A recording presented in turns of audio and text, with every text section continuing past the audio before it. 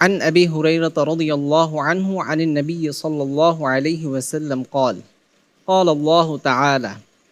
قسمت الصلاة بيني وبين عبدي نصفين ولعبدي ما سأله فإذا قال العبد الحمد لله رب العالمين قال الله تعالى حمدني عبدي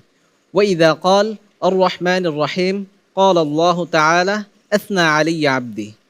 وإذا قال مالك يوم الدين قال مجدني عبدي وقال مرة فوض إلي عبدي فإذا قال إياك نعبد وإياك نستعين قال هذا بيني وبين عبدي ولعبدي ما سأله فإذا قال اهدنا الصراط المستقيم صراط الذين أنعمت عليهم غير المغضوب عليهم ولا الضالين قال هذا لعبدي ولعبدي ما سأله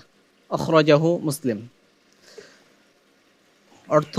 আবু হুরায়রা রাদিয়াল্লাহু আনহু থেকে বর্ণিত তিনি বলেন রাসূল সাল্লাল্লাহু আলাইহি ওয়াসাল্লাম বলেছেন আল্লাহ তাআলা বলেন আমি সালাতকে তথা এখানে উদ্দেশ্য হচ্ছে ফাতিহাকে দুই ভাগে ভাগ করেছি আর আমার বান্দার জন্য তাই রয়েছে যা সে চাইবে যখন বান্দা বলে আলহামদুলিল্লাহ রাব্বিল আলামিন তখন আল্লাহ সুবহানাহু ওয়া তাআলা বলেন বান্দা আমার প্রশংসা করলো যখন বান্দা বলে আর রহমান রহিম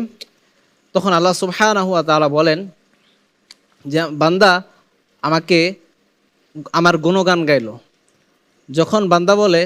মালিক ইয়াউমিদ্দিন তখন আল্লাহ সুবহানাহু ওয়া তাআলা বলেন বান্দা আমাকে সম্মানিত করলো মর্যাদা দিল তিনি আরও একবার বলেন যে ফওয়াদা ইলাইয়া আবদি বান্দা আমাকে আমার প্রতি নিজেকে সমর্পণ করলো যখন বান্দা বলে ইয়াকা না'বুদু ওয়া ইয়াকা নাস্তাঈন আল্লাহ সুবহানাহু ওয়া তাআলা বলেন এটা হচ্ছে আমার এবং বান্দার মাঝে ব্যবধান বা এখান থেকে পার্থক্য বান্দার জন্য তাই রয়েছে যা সে চাইবে যখন বান্দা বলে ইহদিনাস সিরাতাল মুস্তাকিম সিরাতাল লাযিনা আন'আমতা আলাইহিম গায়রিল মাগদুবি আলাইহিম ওয়ালাদ-দাল্লিন বান্দা যখন এতটুকু বলে আল্লাহ সুবহানাহু ওয়া তাআলা বলেন এটা বান্দার জন্যই বান্দা যা চাইবে তার জন্য তাই রয়েছে হাদিসটি ইমাম মুসলিম রাহিমাহুল্লাহ উল্লেখ করেছেন حدثنا حدثنا حدثنا حدثنا حدثنا